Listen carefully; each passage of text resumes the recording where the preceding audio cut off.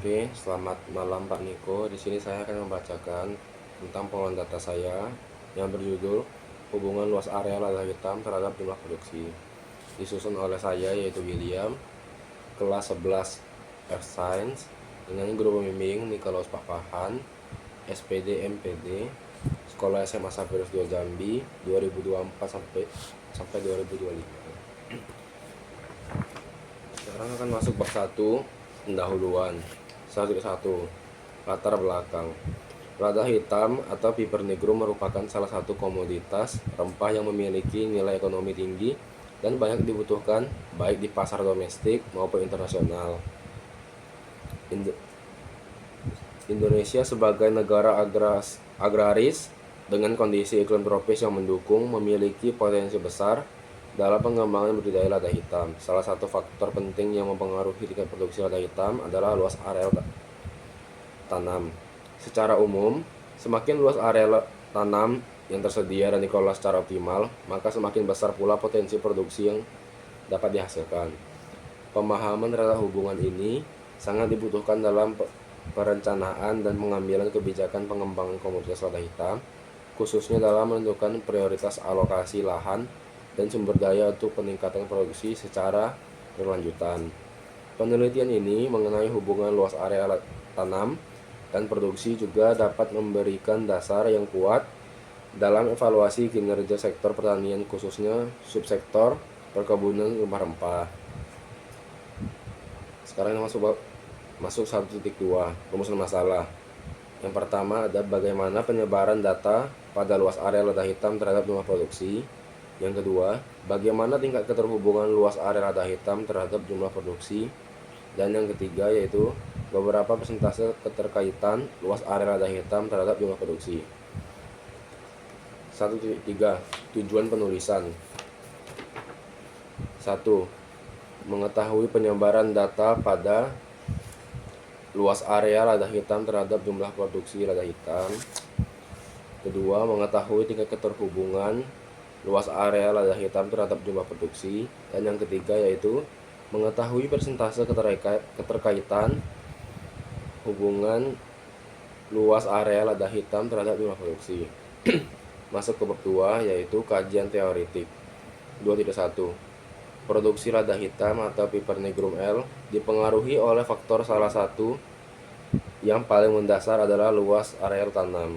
Secara teoritis, semakin luas lahan yang digunakan untuk budidaya lada hitam, maka potensi jumlah produksi akan semakin besar, dengan asumsi bahwa faktor-faktor produksi lainnya seperti kualitas tanah, teknik budidaya, dan kondisi iklim tetap konstan.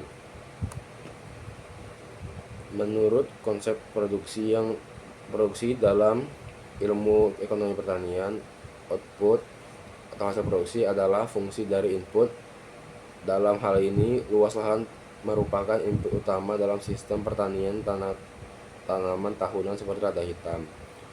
Hubungan digambarkan sebagai teori fungsi produksi Cobb-Douglas yang menyatakan bahwa Y dapat dijelaskan sebagai fungsi dari input-input seperti lahan L, tenaga kerja T, dan modal K. Penelitian oleh Supriyadi et al. 2018 menunjukkan bahwa terdapat korelasi positif antara luas lahan dan volume produksi lada hitam. Semakin besar luas tanam, maka semakin besar pula potensi hasil panen. Meskipun efisiensi teknisi dan praktik agronomis juga sangat dipengaruhi oleh akhir.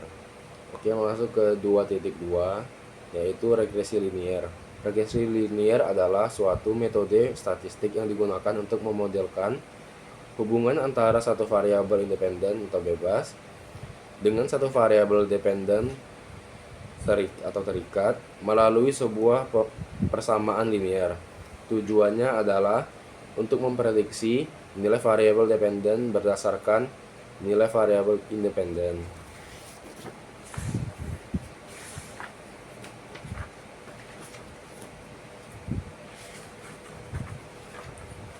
Masuk ke 2.3 Analisis korelasi. Analisis korelasi adalah metode statistik yang digunakan untuk menemukan apakah ada hubungan antara dua variabel atau kumpulan data dan beberapa kuat hubungan tersebut. Dalam hal riset pasar, ini berarti bahwa analisis korelasi digunakan untuk menganalisis data kuantitatif yang dikumpulkan dari metode penelitian seperti survei dan jajak pendapat untuk mengidentifikasi apakah ada hubungan, pola, atau tren signifikan antara keduanya. Korelasi bertujuan untuk digunakan mengukur keeratan hubungan linear antara dua variabel yang berskala interval atau rasio dan memiliki kontribusi data normal. Syarat uji korelatif produk momen adalah data berskala interval atau rasio, hubungan antara variabel X dan Y bersifat linear, data distribusi normal atau mendekati normal, dan sampel harus representatif. Kita kali ini masuk ke bab 3, yaitu hasil pengolahan data dan pembahasan. 3.1. Pengolahan datanya ada di sini. Oke. Lalu kita masuk pembahasan ke 3.2, yaitu pembahasan 3.2.1, yaitu di sini ada diagram pencar. Oke. Masuk ke 3.2.2, yaitu residu. Residu adalah selisih antara variabel dependen yang diamati dengan nilai variabel dependen yang diprediksi. Ini disimbolkan dengan angka seperti E atau yang biasa disebut epsilon. Rumus epsilon adalah saya terangkan di sini. Untuk mencari epsilon kita memerlukan nilai variabel dependen atau yang disebut dengan Y-bar. Berikut adalah proses pengerjaan mencari Y-bar. Saya akan terangkan di sini. Kita lanjut masuk ke 3.3, korelasi produk momen.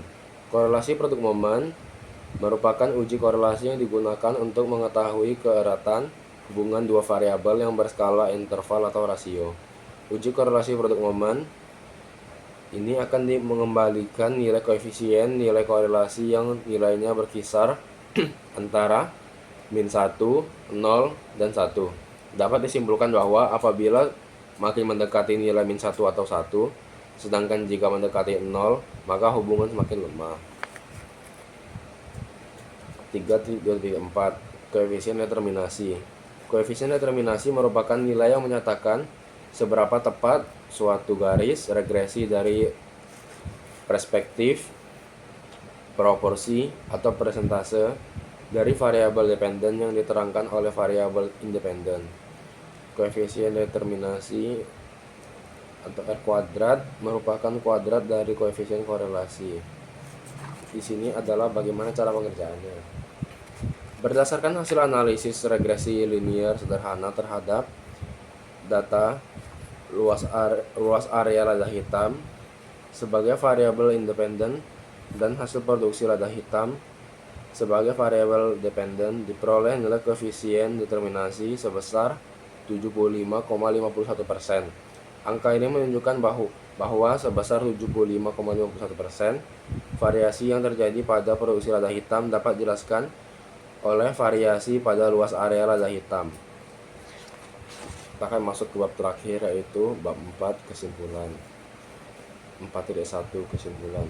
Hasil penelitian mengenai hubungan antara luas area lada hitam dan jumlah produksinya menunjukkan bahwa terdapat keterkaitan yang sangat kuat dan positif antara dua variabel tersebut. Artinya, semakin luas lahan yang dimanfaatkan untuk penanaman lada hitam, maka semakin besar pula produksi yang dapat dihasilkan.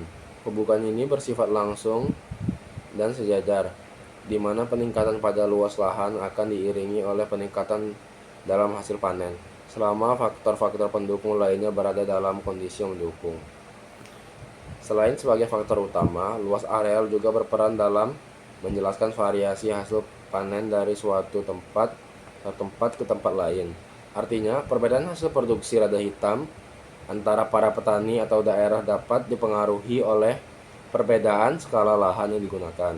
Meskipun demikian, tidak bisa dipungkiri bahwa produksi tidak hanya ditentukan oleh besar lahan, kualitas tanah, pola tanam, iklim, tingkat kesuburan, serta penerapan teknik pertanian yang tepat juga merupakan unsur penting turut memengaruhi hasil akhir. Oleh karena itu, dapat disimpulkan bahwa untuk meningkatkan produktivitas lada hitam secara berkelanjutan tidak cukup hanya memperluas lahan, tetapi juga perlu memperhatikan aspek manajemen pertanian secara menyeluruh. Pemerintah daerah, lembaga pertanian, dan para petani juga perlu kerjasama dalam menciptakan sistem pertanian yang terintegrasi, berkelanjutan, dan berorientasi pada peningkatan mutu serta kualitas hasil panen. Kesadaran ini penting agar potensi komoditas lada hitam sebagai salah satu hasil unggulan pertanian dapat dimaksimalkan baik dari sisi produksi maupun nilai ekonominya. Sekian pembahasan materi yang dapat saya sampaikan. Terima kasih.